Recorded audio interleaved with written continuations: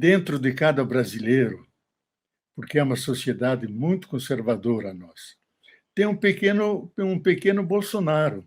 Já analistas que analisaram Hitler e a Alemanha, que é uma sociedade altamente instruída, eu mesmo estudei lá há tantos anos, altamente conscientizada, cheio de cientistas e sábios e grandes literatos, pôde escolher, elegeu Hitler, como os italianos elegeram Mussolini, cheio de mentiras e fake news.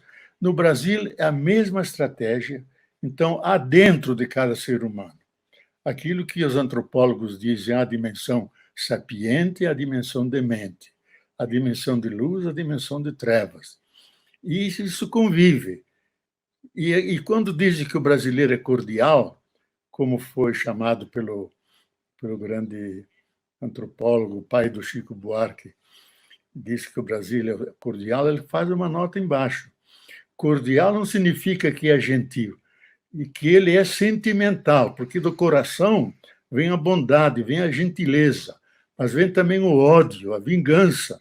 E o brasileiro é as duas coisas. Então, isso está escondido dentro de nossa cultura.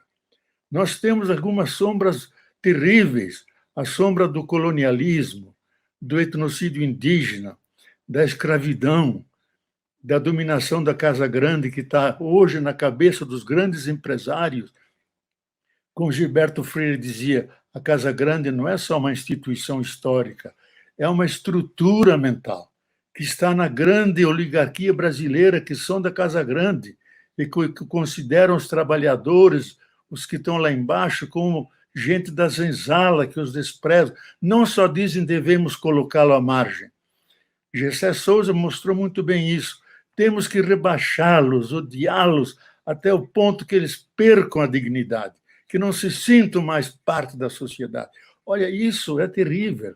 E ganhou corpo em Bolsonaro. Ele representa isso.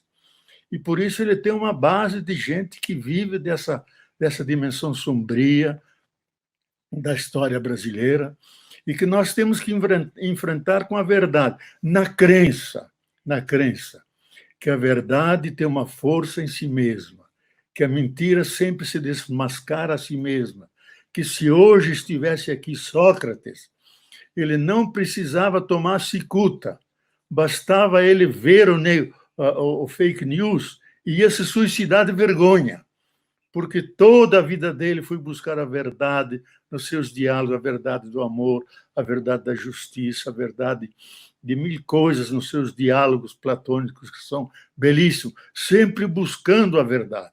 Também os sábios do Oriente, Buda, Chuang-Tzu e outros, buscando a verdade. E agora chega um ponto, uma sociedade da pós-verdade, pós-democracia, uma sociedade sem lei, onde a verdade não conta, se naturalizou a mentira, a enganação, isso a partir de lá de cima, onde deviam vir os bons exemplos de combater a coronavírus com a retraição social, e o presidente dá o mau conselho, saindo na rua sem qualquer proteção, incentivando que retome os trabalhos, que vão à rua. Isso é chamando o povo para a sua sepultura, para a sua sepultura. Nós estamos enfrentando uma tragédia, e ele não repara no mundo, tão egocentrado, o mundo dele é tão pequenininho, que é menor que o próprio palácio, menor que o seu gabinete. Não vê o que todo mundo faz, porque é a primeira vez da humanidade, e que estamos unidos no sofrimento, unidos na busca para enfrentar o inimigo invisível, que no meu modo de ver, isso já foi constatado pelos cientistas, que não veio de um morcego, porque aquele primeiro infectado em Wuhan, ele fazia já 3 semanas que não tinha ido ao mercado, que veio da natureza. Na minha interpretação, de séculos que nós ofendemos a natureza, agredimos a Mãe Terra, e ela foi aguentando, até um ponto que ela não aguentava mais. Mandou o aquecimento global, mandou os eventos extremos, nevascas, secas, mandou vários vírus que nós conseguimos enfrentar, e agora mandou o coronavírus.